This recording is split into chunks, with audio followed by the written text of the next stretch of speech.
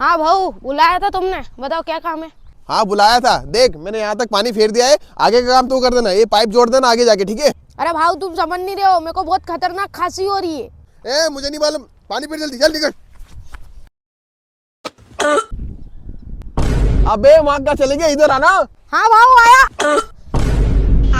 अबे पानी फेरना यार। अरे भाऊ समझो यार, खांसी हो रही है।